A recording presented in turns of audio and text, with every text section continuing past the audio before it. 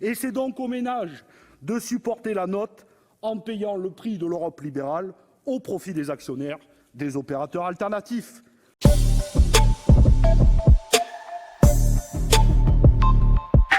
Cette proposition de résolution sur la mise en cohérence de la politique énergétique du Gouvernement avec ses ambitions environnementales est essentiellement axée sur la place de la production électrique d'origine nucléaire dans notre mix énergétique. Je souhaite l'aborder sans a priori dogmatique, loin des positions anti-énergie renouvelable ou anti-nucléaire, qui ne permettent pas, selon nous, un débat serein et empêchent de saisir les véritables enjeux auxquels nous sommes confrontés à l'échelle tant nationale que mondiale. L'urgence d'une révolution environnementale globale, l'urgence à sortir 12 millions de nos concitoyens de la précarité énergétique et enfin la sécurisation et la garantie pour les décennies futures de notre souveraineté énergétique. La question est celle de la neutralité carbone à l'horizon 2050 et donc comment bâtir une meilleure complémentarité entre les différentes énergies. Car l'évolution de notre système électrique impliquera la construction de nouveaux moyens de production, le développement de nouvelles filières industrielles et de nouvelles infrastructures de réseau. Cela suppose la planification et la mobilisation de moyens financiers qui s'inscrivent sur le temps long, mais aussi de continuer à investir dans la recherche et le développement. C'est pourquoi il est impératif de sortir des confrontations entre positions tranchées pour que les choix technologiques ne soient plus l'apanage de l'exécutif et en particulier du Président de la République, mais bien un choix citoyen et éclairé. Le nucléaire est aujourd'hui un atout incontestable. Il s'agit de l'énergie la plus décarbonée, qui permet une maîtrise du coût de l'énergie, même si les importations d'uranium ne sont pas prises en compte dans la facture énergétique française. C'est surtout une énergie pilotable, contrairement aux énergies renouvelables aujourd'hui, et donc un atout pour éviter le blackout. Et le fait de renoncer aux centrales à charbon va renforcer cette dépendance au tout nucléaire. Toutefois, nous ne pouvons occulter l'impact majeur des accidents de Tchernobyl ou encore Fukushima sur l'acceptation du tout nucléaire par de nombreux concitoyens et de notre dépendance à ce mode de production.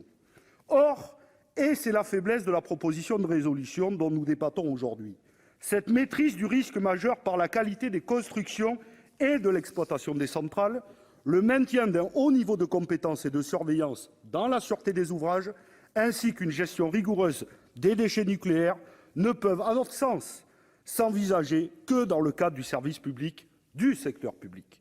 Service public qui n'est à aucun moment mentionné dans cette résolution.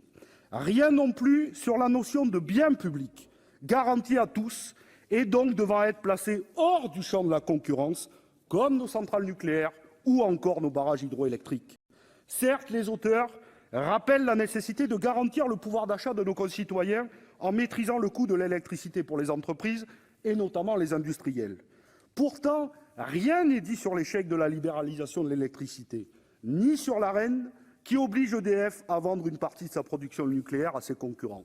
Or, chers collègues, je suis désolé de vous le dire, mais ce bilan est le vôtre. Il a provoqué des augmentations de tarifs pour les usagers. Pire, l'autorité de la concurrence nous rappelle que 40% des augmentations des tarifs réglementés ont pour but de permettre aux concurrents d'EDF de proposer des prix égaux ou inférieurs à ces tarifs. Et c'est donc aux ménages de supporter la note en payant le prix de l'Europe libérale au profit des actionnaires des opérateurs alternatifs.